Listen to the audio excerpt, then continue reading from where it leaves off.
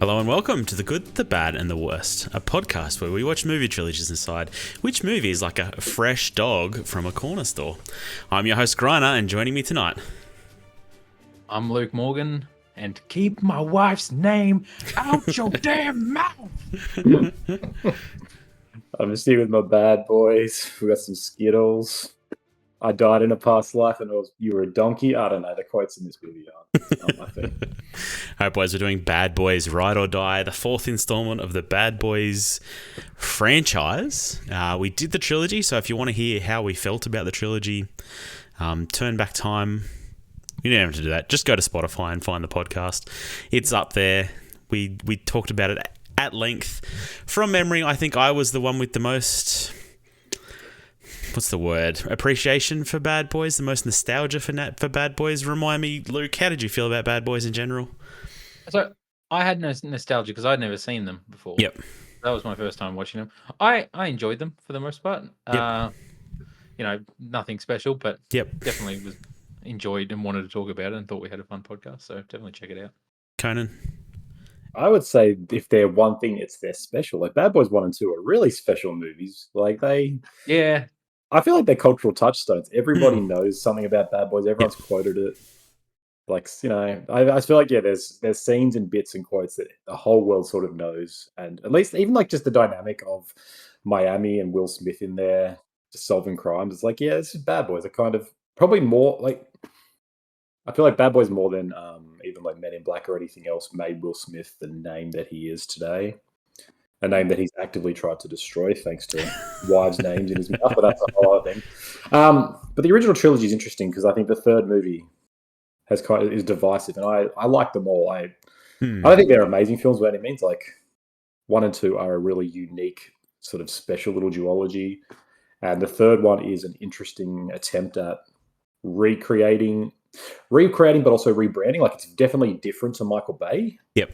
And the two guys, Adil El Arbi and Bilal Fallah, they took over with the third and this one as well. And like they've got very different stylings, but you can tell they're trying to be faithful. I remember enjoying 3 more than I thought I would. I remember thinking, Me too. This is going to be the bad one. And then being like, that wasn't too bad. Yeah. Sure.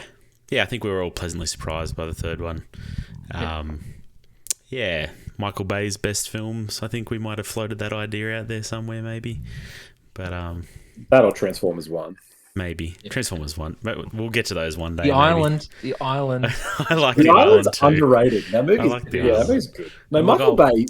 I'll watch Armageddon on a bad day too. Don't get me wrong. I think we need to take the stance on this podcast of being Michael Bay defenders. Like he's a... I can defend him up until like 2003 or whatever it is when Transformers 1 came out. I'm with you, but after that, not so sure. He had some bad years. He probably got divorced. He probably did a lot of drugs. Let's just go easy on him. I mean, he makes a cameo in this one as well. In the original Porsche. Yeah. There's some weird cameos in this movie, but we'll get into it. Let's kick it off with PJ Carly. with some stats first. Stats. All right, had a budget of $100 million. Has so far in one weekend made $104 million worldwide, $56 million at the North American box office, which I might just sadly put out there as the same amount as Furiosa has made across its whole run at the North American box office. Yeah. It hurts. It really hurts. I don't know. What is wrong with people?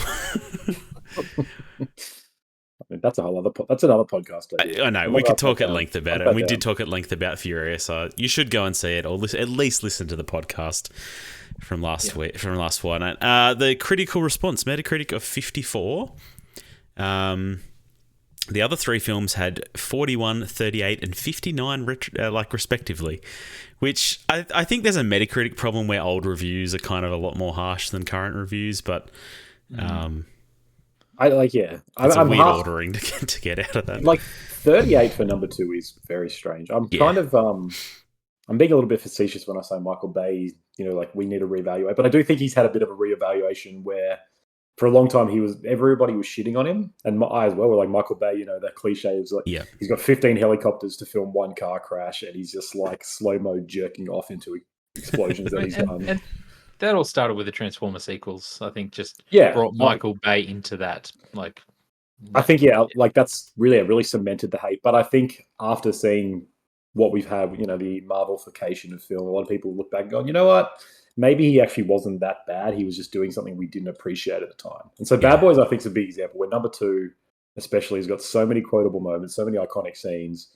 It's like, is it a bit of a mess? Yeah. Is it got some problems? Without a doubt. But like, it's just it's kind of like a vision. It's like a very unique film. Yeah. And I rate that. All right, let's stop talking about the past. Let's move on to Ride or Die. That's all this movie does, though. It's true. This summer, the world's favourite bad boys are back with their iconic mix of edge-of-your-seat action and outrageous comedy. Who wrote this synopsis?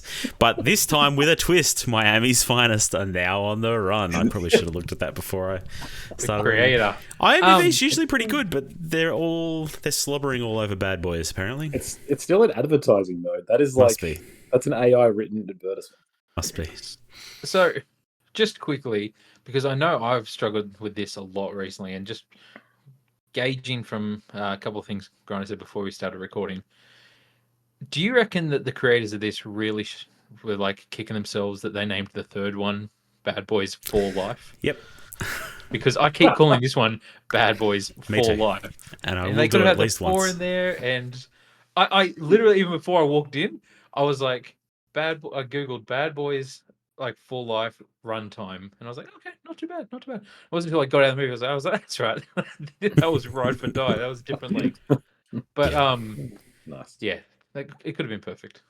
Yeah, like I don't think anybody involved with creating the third one were expecting the success.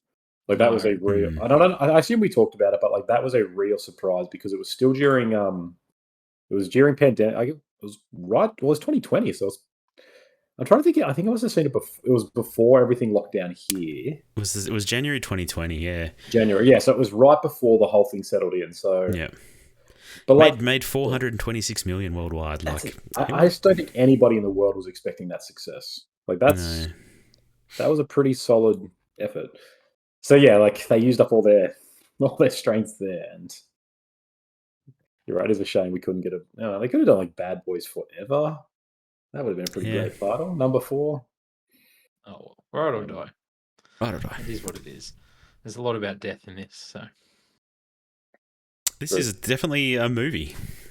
Like I don't know. I don't have particularly strong feelings about it. Like it has parts I enjoyed. It had parts that I thought were pretty meh. Like, did I regret going to see it? No. Would I recommend anybody else go and see it? Probably not. Like 54. It's probably a pretty good, accurate score. How did you guys feel about it overall? I enjoy going to the movies. I like getting popcorn and stuff. So I enjoyed it. I enjoy going to the movies to watch this. I feel like I definitely didn't enjoy it as much as the third one or the rest of the trilogy, probably. It was fine. It was nothing bad, but I don't feel like anything stood out as anything. I don't remember laughing like out loud at anything. I could make you relive some moments. There's a few moments there. Maybe in my one opinion. or two, but I felt like a lot of humor fell flat for me. I kept, the first half of the movie, I kept being like, I don't know why they're focusing on so much on this like near-death experience for Martin Lawrence. I don't think it's exactly necessary or anything like that, or that it's worth it for the payoff, the amount that they talk about it. I feel like they go to the whole gag of him wanting snacks and lollies too many times and in too HD detail. Like I don't need that many slow-mo shots of him like eating a jelly bean or drinking liquid. I was a bit out of it, but it was fun. Like we got Kim Wexler here. I'm pumped from Better Call Saul. That bumps I freaking knew you guys would talk about that. Everyone on r/movies was talking about it too. I'm like, who the hell is this bitch? What? Rhea Seymour. Hey, language. Better Call Saul. Holy crap! Apparently, I need to. Deserved Emmy nominee that was robbed every year. So she's in this. Alexander Ludwig from Vikings. I thought he was funny. I liked his character, the tech guy, with abs. I think we all Yeah, find the him Rip Tech pretty guy. relatable. Like, Yep. nerdy, Yes. nerdy ripped dude. Yep. But Just yeah, plowing Vanessa Hudgens. We've all thought about that. and then yeah, so it's I had fun. I had fun. But yeah, I don't know. This movie more than like this reeked to me a lot of like franchise exploitation, where the success of the Yeah. third one was so unprecedented and so nice for the studio. I don't know who made this, but whoever owns the franchise rights was like, "This is fantastic. We've got another hit. We can keep milking this." Because the third one felt really did kind of feel like a love letter, where it felt more in line with the original tone of like very self-serious, but also completely self-aware of its own absurdity. Well, I think we talked about how there's those in the first movie. There's a scene where Will Smith's running shirtless, chasing a Porsche. And it's like you can't make this shit up. And in the third one, the third one deals with a lot of the stuff of like Will Smith nearly dying, and he's really angry and kind of and like Joey Pants dies in it when he gets shot. And there's a lot of like really serious stuff, and it actually like it has a lot of love for the characters, and it really respects it. And you can tell that the two filmmakers were trying hard to make a faithful sequel. Yeah. This, though, I don't think has any of that genuine love. Like, it feels really...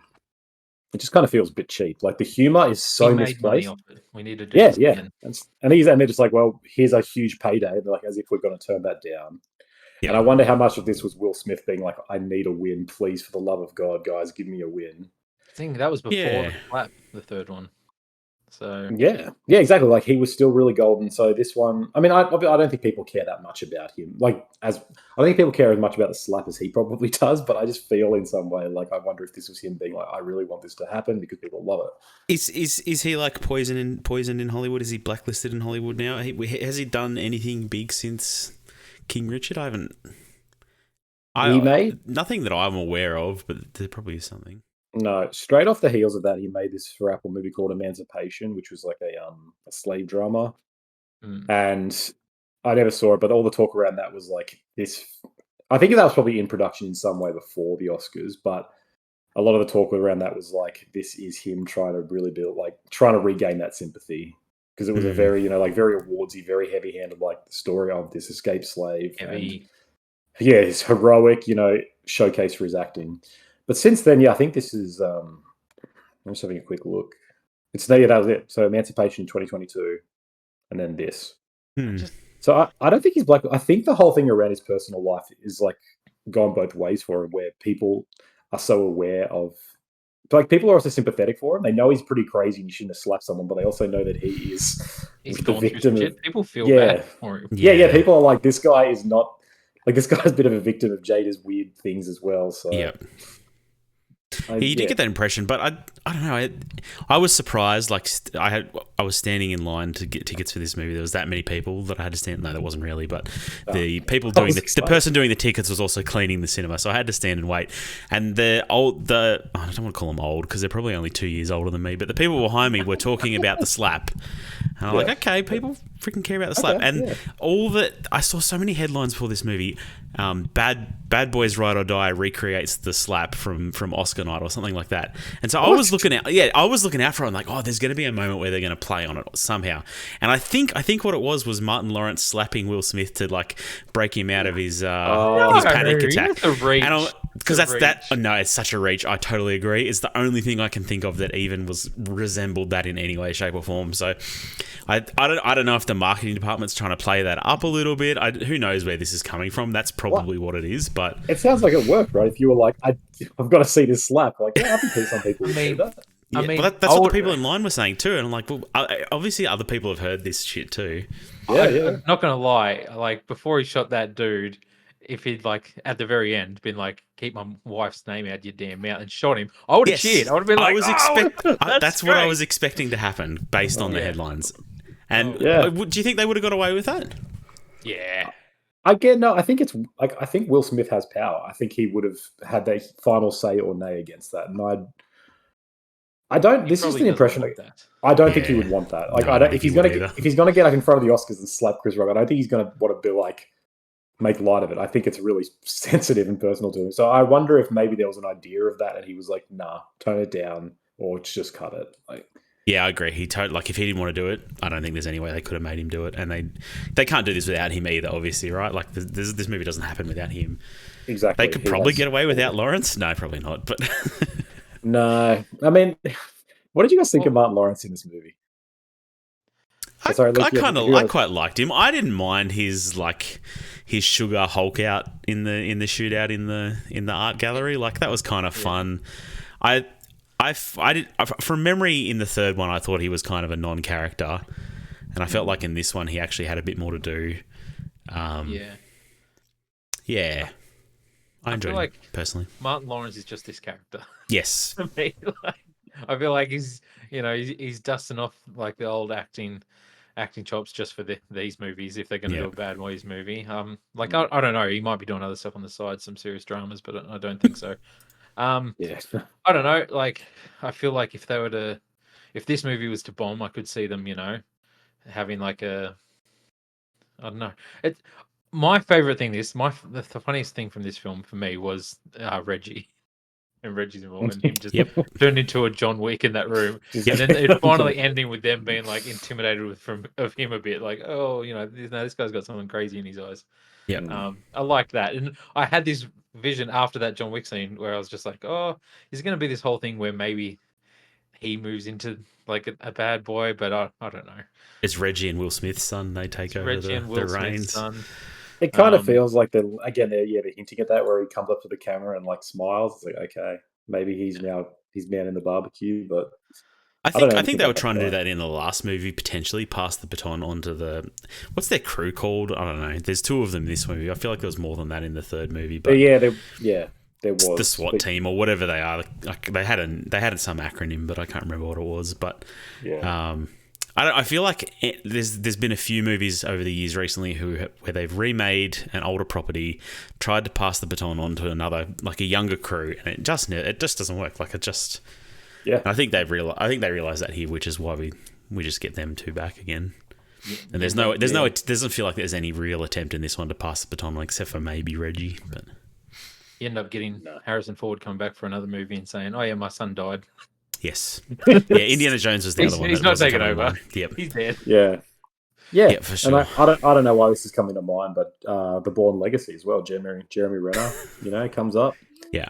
And he just can't replace Jason. What's his name? There's all the Avengers hype around him around that time, and just yeah, even with all of that, good movies. Yeah, which is again kind of makes me wonder, like, I don't want to say who's this movie for, because that's a bad criticism. But yeah, it's like, how long do you continue this for, right? How long do you keep being like, until it's Bad Boys so very tired and Martin Lawrence is just dead, or he's in a hospital bed because he's like, my heart's given out and I can't move.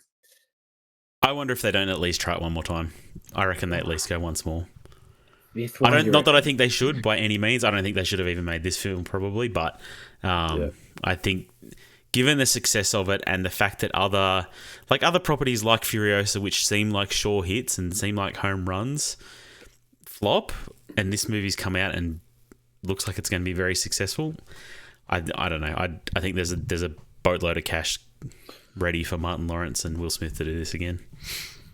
There's not into that, but I was just going to say, if they came out and had one last one, like that was like, definitive, like this is, Bad Boys The Last Stand or something like that.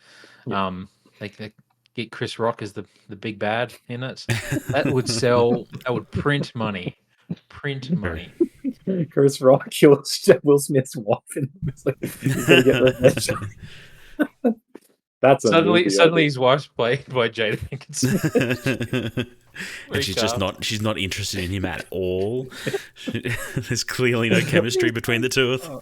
She's changed and then doesn't like me anymore. I don't know what's going on. Oh, I love it. That's a good movie idea. Yeah, I do wonder if another one comes around. Like, Martin Lawrence is obviously, they've always got like such an affection for these characters. Martin Lawrence, you're right, Luke, he hasn't really done anything. Yeah. He's done. Hey, he did Wild Hogs in 2007. My mistake. He did Wild Hogs, and then he did Death at a Funeral remake in 2010. Like, his IMDb is pretty sparse in the last 10, 15 years. And I think this is the kind of character that like I wouldn't have seen this movie if we didn't do it for this podcast, but I would have watched it as soon as it was out on free streaming because I'm like, yeah, I like Mike Lowry and Marcus Burnett are funny guys. I enjoy just hanging out with them. I do feel like though the magic is kind of gone now. Like the third one, I think recaptured it pretty well, where they had enough time between 2 and 3 to be like, this is now it's the requel thing. It's like they're older, so they're kind of they're rebooting / just continuing the story. And there's a lot more jokes about how they're not quite the same. Yeah. Whereas in this one, I don't know, all the humor with Martin Lawrence as being like absolute like food obsessed was kind of just felt really weird. And he was just a lot more of a goofball rather than just kind of rather than the reluctant, like, I'm getting too old for this shit. He's just like, I don't know, he's just obsessed with finding hot dogs and Skittles. And it feels like that's done because Martin Lawrence is a bit bigger than he used to be. I feel like he's fitter in this movie than he was in the third movie, though. I remember in the third movie thinking, man, he is not like an action star at all. Whereas in this movie, like, he has his moments, and I actually think he pulls it off more in this one than he did in the third one, in my opinion. The food stuff didn't grate on me as much as the like the near-death experience. I now have some form of clairvoyance and I'm immortal. Like, that all bothered me way more than his food obsession. I agree. I don't think any of that worked for me. Like the long runs of them talking in the car, where he's like, in a past life you were a donkey and I mistreated you and I was a bad owner and you're a bad donkey. It just goes on and on and on. It's like, it feels like someone telling jokes and each joke doesn't land, so he kind of adds on another bit and it's like, does that land? And no one laughs. He's like, but I used to beat you. It's like, okay. And it's just, the joke just never ends. It's like, this isn't funny, just let go. It's like in comedy movies where they show like the other versions of what we're gonna do, and it's like, this is one of the other versions. It doesn't quite land as good as the one we actually used, but it's the best one that they had for this film or something. I don't know. But, it didn't. None of that worked for me. And I wonder how much of that is like, how much of it is their enthusiasm, because Martin Lawrence just doesn't feel quite as enthusiastic in this movie, I think, and like. All of it, I feel, was either his improv. You see this with comedians, right? Where improv just their improv when they're older gets really weird. Like Rob Schneider's just recently been getting booed off all these things because it's like, you're an old weird comedian. It's true. Yeah, it does happen. Yeah. Jerry Seinfeld as well is having a really bad turn. Like, I'm not saying Martin Lawrence is like problematic, but it just feels like his comedy is going a bit. He's just a bit old now, and his comedy isn't so sharp. I'm actually going to go see Jerry Seinfeld next week, so I'll be able to tell you if I have to boo him off the stage or if he delivers. Please do. For me, boo him off the stage for me. I'll be like, Conan doesn't like your show. Good. I think that'll hurt him. I think he's that fragile that it'll really upset him.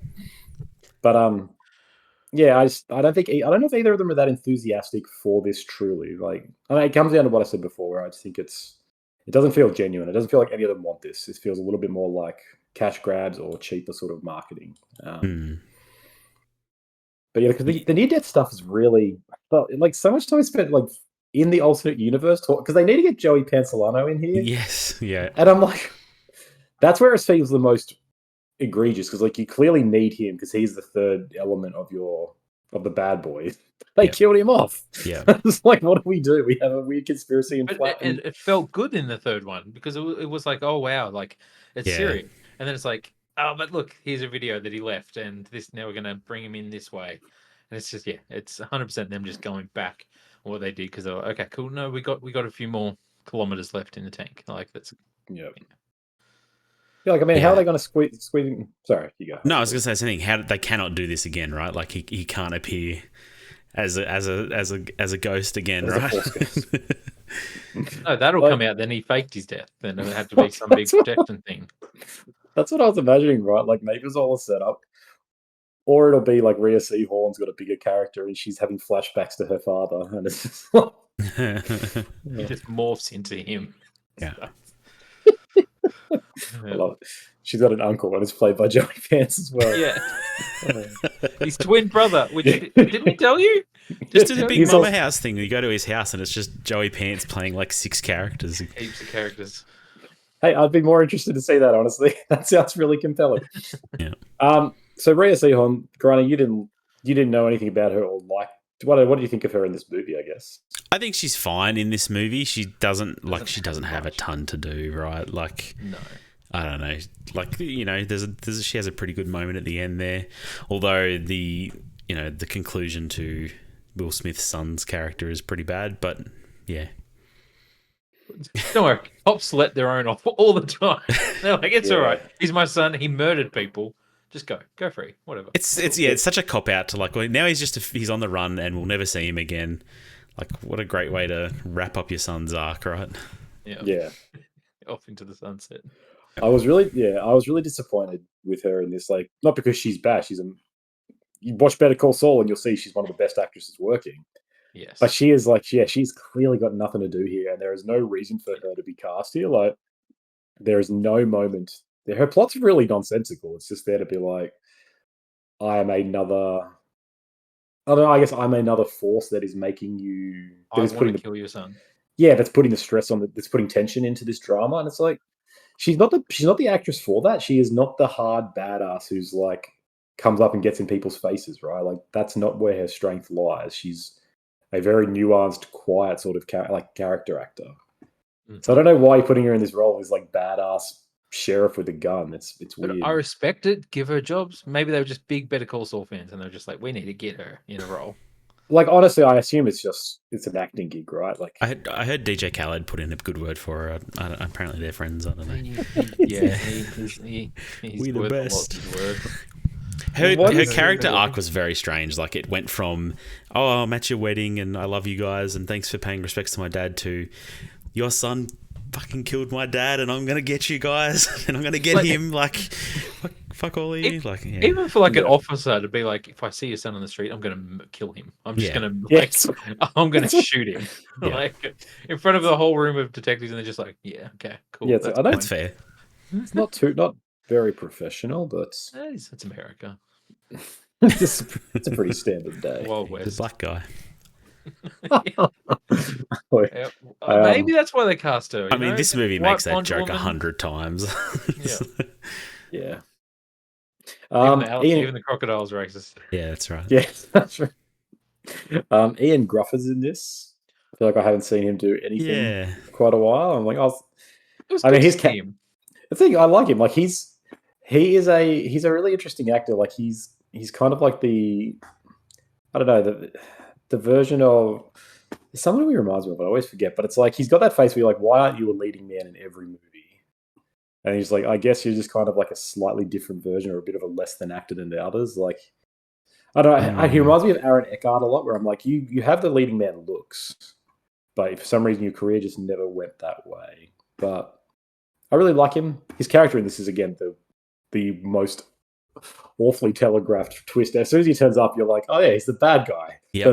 The mayor dating. The first thing I thought. It was the first thing I thought. I was like, oh, he's gonna be the bad guy. Yeah, everything in this movie is like super telegraphed. Like, oh, it's like old Crocodile Park. There's an albino crocodile. Okay, we know exactly where this is headed. Like, every scene is so telegraphed from the start almost. Yeah, and the story, like, all the plotting is very on the nose, very beat for beat. Like, feels a lot more like a movie by committee, which not a fan of. But again, same deal. It's probably just an acting job. Like, I'm sure he has families to feed, so good on him. I mean, the royalties for Fantastic Four are probably running pretty dry by now. Probably haven't done well. So, there was some scenes I did like. So, the Reba cover of Bad Boys. I thought that was pretty funny. Like, I don't know. Yeah, they went for it, and I think it kind of worked. Obviously, we talked about Reggie going Call of Duty on everyone's ass in the house. That was pretty good too. Cool. I really like that. And the quote before that, where he's like, "You need to get a job." He's like, "The U.S. Marines." Like, well, you need to get deployed. I just got back. Thank you for your service. Like, Reggie has been a joke they've been going for 20 years or something now, and it's good to see it have a proper payoff, I think. Yeah, and I do love that it's been the same actor throughout. Like, I feel like that's a really good way to have like that cameo mean something, where people talk about Reggie just all the time. Like, oh, Reggie, like he was a standout in this film, and it's great because Reggie, I think, for so many years, because there was such a big gap between the first two and the third one, it was just like this funny scene that people remembered. Like, oh, I remember Bad Boys, like, in Reggie, like when he comes to the door, like. It's the Yeah. one scene my wife remembers. Let's watch it for that Yeah. that part alone. Let's watch that scene. Yeah. Like basically. What other parts did you like, Ryder? Because They were the two big ones, I must admit. I didn't write any others down. He knows how to fly because he's a drug dealer. That's pretty good, right? He knows how to fly a military-grade helicopter because he's a drug dealer. They fell out of the freaking sky. These guys, they're such bad boys. I don't know. There were some weird cameos that I didn't think really were that amazing. I'd forgotten DJ Khaled was in the third one. Is he? Yeah, he is. Yeah, but it was kind of, he mentions, he's like, you hit me in the head with a hammer or something like that. Oh, okay, yeah. So it's good to see him show up again. I actually don't mind him as a cameo in these movies. Like he is kind of Miami personified, in my opinion. Well, he in got some killed ways. pretty quickly. Yeah, and then it's funny got how a he bomb just dropped on him. A firebomb. like Yeah. he gets set on fire. Like, well, you know he did. That's great.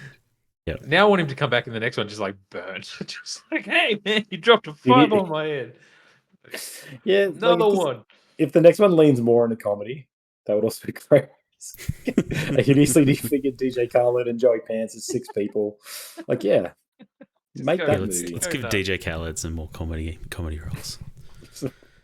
I don't, what did you guys? I guess because my biggest takeaway from this was the action scenes, right? Like the action in this one is because it's very different to Michael Bay, and it was in the third one as well. But in this one, I felt it more where there is so many like sort of weird drone shots and like A lot of drone shots. yeah, and it's like that scene where it goes first person where you go. That's the one that got me. Yep. Goes on the barrel of Will Smith's gun, and it's like, what am I watching? What am I doing here? And then kind of like zooms out. And, yeah, what did you guys think of it? I think it was really bad, and the funny thing to me was there was some promo stuff that was at the top of Reddit like a week ago, so I'm pretty sure it was paid to get there. But showing Will Smith wearing the rig, so it showed him wearing the rig for the camera shots, and then showed the result of it. And at the time, I'm like, that looks like dog shit. Like, why are they doing this in a movie? This doesn't look good. Like where it like spins around and is like really close on his face, and then spins out again. Yeah, like that didn't work for me at all. And then the other thing was, the drone shots. I was so reminded of that was it a John Travolta movie recently that had a really bad. No, you're Luke, you shared it. Oh, I know. Yeah, I know what you mean. There's the new John Travolta movie where it's just basically all filmed with drones just swinging in and out of frame. Yeah. And it's like, you you can even see like actors' faces like flinching as the drone flies past their face. Yeah, I got that sense a few times here too, which was not great. No. Yeah, a lot of Yeah. drones. No, and like that, yeah, the gimmicks in this one, because like drones, I can, like AI, drones will be a part of action filmmaking from now on. And I think I haven't seen Ambulance, Michael Bay's recent film, but apparently that's got a lot of drone shots. Is it good? Is Ambulance? That's what I thought Grona was referencing at first, because I was like, oh no, it's not John Travolta. It's the Ambulance movie. Yeah. I enjoyed it. Yeah. It's way too long, but Yeah. I honestly enjoyed it. But yeah, there's a Yeah. lot of drone shots. Where A lot it's of crazy like, drones, "Oh, yeah. Look at us, we're chaotic. But Yeah, and that's where it's going to go. Like people will just do it, so that's fine. But it's the gimmicky stuff. It's the stuff like the gun really got me. Where I'm like, this is. It's like you're trying to be like, look at this quirky shot we've never seen before, but action is not the genre to do that. I don't think. Like, I think, I don't know, I couldn't help but compare it a bit to like something like John Wick, right? Where the most recent one, we get that overhead shot of him with the incendiary rounds. And like that's a really creative way to shoot that scene too. Yeah. Man, that freaking works. Unlike this, like that's it. Yeah, it's knowing what. Yeah, it's sort of knowing how to tell it or knowing what way to do it, rather than being like, let's put you in the bullet. So when you set on fire, you are in the fire. That feels cheap and tacky. Yeah. And there was another scene where something similar happens. I can't remember what it was, but it might have been all just the general like weird flash forward into the shadow realm, where it's like Martin Lawrence's Revelations. It just does weird CG, like feels very, I don't know, very AI generated, very bizarre. This is just a weird. It doesn't feel. There's nothing about it feels real. It just feels like really nonsensey. Luke, it reminded me of Spider-Man 2 when you're in the, I don't know, I can't remember what character. You're playing as Miles Morales and you're in a shadow realm there as well. And you're like swinging around off shit and like going to a desert island for some reason that has a parrot world. there. Like, yeah, it's the same thing. I'm like, this is the most rote, like near-death experience. world. Other world, yeah. Yeah, and that's the thing. It just even with the stuff with the first person shooting like scene, there's a part of me that enjoys it, but it just wasn't done well, and I felt like it didn't make sense. Like sometimes the way the camera would move, it felt like, wait a minute, so now the gun's facing them. Like I was like, oh, okay, now it seemed like it was forced, like and Yeah. just it didn't feel natural or work. And I mean, Yeah, it's really disorienting. It's for the sake of disorienting. It's trying to make you feel chaotic, and like that's a bad way to do it because you should never be you should never be confused into what you're looking at, right? You should never be like, where am I? What are we seeing? I have to get myself reacquainted. It should always just be like, I know exactly what's going on. I think we had that room like during the shaky cam era. Like I think everybody's so tired of that, right? Like we have the technology to show really clear action. Stop doing weird shit like this. Yeah. Was it better or worse than Doom's attempt? Well, I think it's not as good. Like Doom does it better because Doom's stuck with it, and the gimmick of a first person perspective, like it is a gimmick. It should only be in certain contexts. Like in Doom, it works as like, holy crap, I'm watching the game Doom that this is based on. This is cool. The other one, there's a movie called Hardcore Henry. It's shot entirely in first person, and I think it really works because it's just like this is only first person.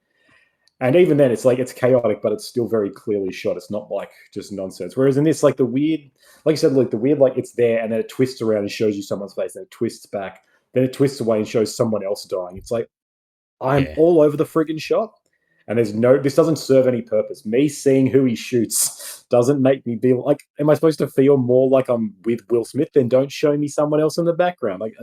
Well, he even like he throws the gun to Martin Lawrence, right? And we're like on the gun the whole time. Like, they just do stupid stuff. Like maybe if they had just kept it first person, okay, this kind of works for a quick gimmick, fine. But it's the spinning back to see the face and then getting thrown is like, all right, we're all over the shop here. It's really dizzying, and it's just I really hated it.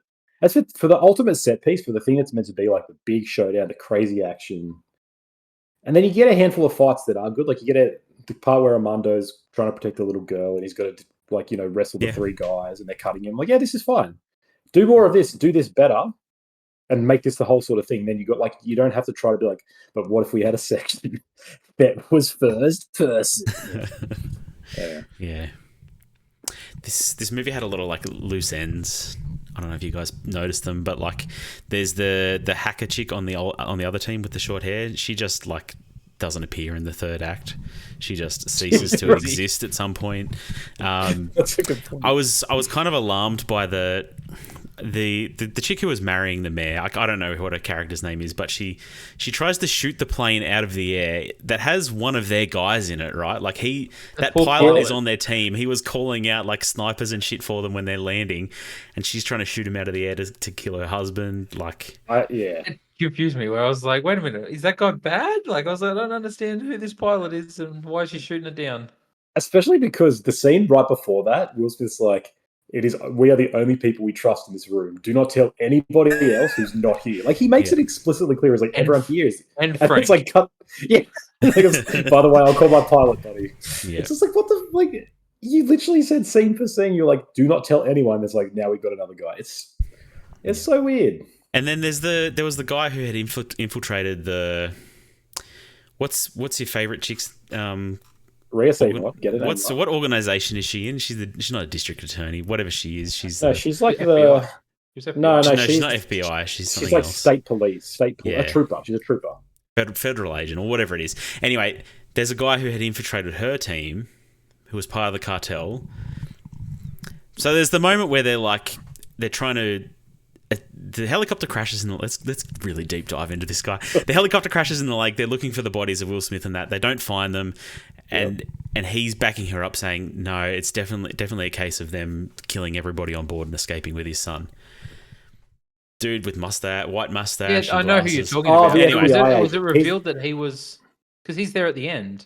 And then they show him a heap at the end, like he's still there as part of this agency.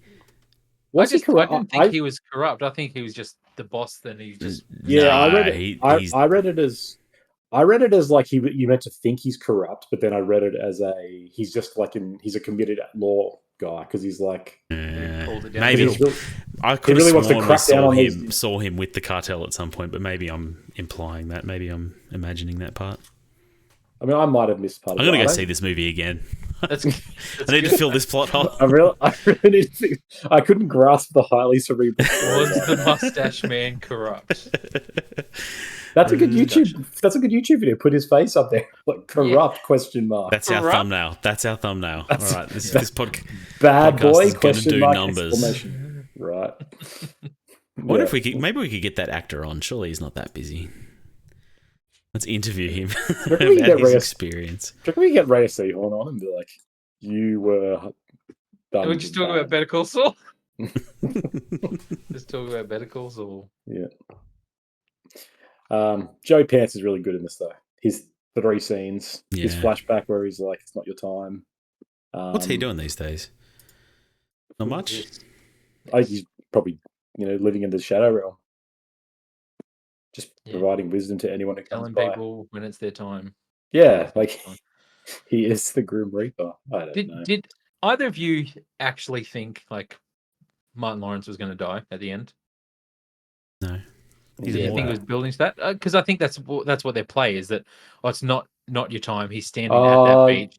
Then it shows that he's yeah. like, "Hey, this looks familiar to me," and he says at the start, "You're going to have to make a choice." And straight away, I was like, "Oh, he's going to have to decide whether he dies or his wife dies." And it literally plays out exactly like that. I thought it was meant to build up to the thing that fate's destined that he will die, but Will Smith's obviously better than fate, so he Yes. outsmarted it by Will shooting Smith him in the bitch slapped Fate in the face. he told that what's what. No, like I think there's a teaser you're where he's like, "Oh, this is where I die," but I'm like, Hmm. I think at this point I was feeling too cynical about it, and I was like, they're not gonna kill either of these characters because they need them. Because again, like in number 3, I would have accepted a death in the third one as like a final conclusion, but with this, I'm like, no, they are. Yeah, this is just another stepping stone in the franchise. I It think would've even been- when they do end this franchise, they don't kill either of them. I don't think they can commit to it. I think it's too far. No, I agree. It's not in the DNA of this. It's like Bad Boys for life, and there will always be the two of them. Yep. But yeah. Sorry, I've just remembered. Michael Lowry's panic attacks. I thought, Oh, yeah. cool. Here's this guy. Like, he's always super cool. He's the coolest guy in the room, and now he's having panic attacks. This is a very real, mental illness. This is something he should get treatment for. And then they solve it by slapping him in the face and telling him to snap out of it. And that's like the extent of it. I don't know. It was a very disappointing take on that. They really went nowhere with it. It was I thought it was a cool spanner in the works. Mm. Because like you say, the idea of the coolest dude who's always been the hero being crippled by this. You're right. It was it's a pretty bad way to feel that mental illness you've got. Just fucking. But they even mentioned like I know a beat good it out of you. therapist, and then they just don't even go anywhere with it. Isn't he married to a therapist in this? Physical therapist. Oh, physical therapist. Sorry. Yeah. I and that's the thing. I like he can't even take the shot because he has this like panic thing about it. Mm. Mm. He's not cool, calm, and collected. But Yeah. I didn't even really, until you said that, it didn't really click with me that that they're saying the solution is to slap the shit out of that person. Yeah. So, Just tell them to Violence. snap out of it. It's that easy. You should feel better and you won't be so depressed. Yeah, it's a weird. It is again. It's like it is just kind of a loose end. I think they forgot about it being something they spent time with, and they're just like, no, we got to do it. Like it would have been good if either. Like, I'm not gonna rewrite this movie. I'm not gonna rewrite it. You're right. It's bad. I didn't like that conclusion to it because that was the part I was really into, where he's confronting the fact that he's like, maybe I'm not a bad boy, right? Maybe I'm just a good boy. just a boy. Just a regular boy. boy. just a real boy. Yeah. But, All right. That's it. Any final words on Bad Boys Ride or Die? It's time to die, bad boys. Yeah, I agree. I think it's time to Right. put this series down. I really think we get another one because I do think Will Smith is having trouble filling out his calendar. Yep. Like, I don't think people are wanting to hire him. And this is one of those movies that only he can do, right? And honestly, I feel like the majority of these movies kind of just kiss his ass and just inflate his ego a bit. Especially the first two. Like Yeah. he has no downsides, right? Like he's the coolest guy in the room, and there's no chink in his armor. There's no Achilles heel. Yeah. Like he has no weakness. Martin Lawrence is the Funny guy. the funny He's- guy. Yeah. Yeah. And I wonder if I can speculate all day, but I wonder if even the panic attack was almost like an addition of being like, we need to make his character a little bit more fallible. Lord. Yeah, to make people relate to him, and like, And then he got over it. but then he overcomes it, just like our feelings for him. We overcome our feelings about him, and He got over it. The slap. It was the slap that he had to get over. There was more meaning to it. Oh, damn, there was. it's good. It wasn't Chris Rock who needs to get over it. Will Smith forgave himself. Will Smith had to God. get slapped to know what it was like. I'm glad he had the strength to overcome his. Yeah, I mean, he's the producer on these movies as well, so like, it feels a little bit more like gross with like just an ego trip where, Yeah. again, at the end of the day, it's like he saves everyone. He is the man. But like, it works. People enjoy it, and we're as guilty as anyone of being like, when they have good banter and fun, like, it's just a world that's kind of fun to go into. And even though I didn't really enjoy this movie at all, I was never like, God, I wish I didn't see this, because it's like, it's just hanging out in Miami with drug dealers and colorful settings, and I don't know, Florida looks like a weird hellscape, but a really charming hellscape in certain ways. And so seeing DJ Khaled turn up with like every gang in the city, just rock up to one strip club, I'm like, yeah, this is dumb, but I'm there for it. Yeah. Miami Vice needs to come back. We have another remake. Yes. Michael Mann did it once. We did someone else. No, we just need more Michael Mann movies in Miami. That's what we need. Like, that's true as well. He's gonna die soon, so Don't we all? All right. Dark. That was Bad Boys Ride or Die. I think it sits at the bottom of the list for rankings of Bad Boys movies. I Yeah, think so. Yeah, without a doubt in my mind. Like, Comfortably say definitely. that. Criminal at number 2 has 38. Like, I don't know what Metacritic's high. I probably should have gone to This Rotten one Tomatoes or something. does get a little bump because it's got Rhea Seehorn in it. Kim Wexler. Watch Better Call Saul. But yeah, just watch One that day. instead of this. Yeah. watch it, Grana. Watch it. If I can get through the first 5 episodes, I will. Well, thank you for joining us. The good, the bad, and the worst. Next fortnight, we are doing the Bourne trilogy. So we're just going to do the first 3. I think we're going to skip Brenner. We're doing a trilogy? Yes. Yeah, we actually are doing a trilogy. Trilogies. I don't think we do Wow. that on this podcast. Damn. No, we Back to our definitely roots. do. We definitely are next time. It's been a while since I've seen these movies. I'm keen to watch them. These were kind of, important movies. I think they had a big part in shaping a lot of movies that came after them. Like, I think the Bourne Identity made Shaky Cam. Like, I think Yeah, we actually, I have, think it is. I think you're right. It is. we have that to thank / blame for Shaky Cam. So Yeah. it'll be interesting to see how that compares, holds up, ranks. Yep. Keen for it. All right. This podcast was brought to you by The Taste of Iron and the God Grotesque. The God Grotesque. 2 books by one CV Clark. Very good books. Get them on Amazon. Check them out. Please like us, rate us, tell your mum about us, subscribe. We need the numbers. It'll help us out a heap. Thanks for joining us, and we'll catch you next time. Ride or die.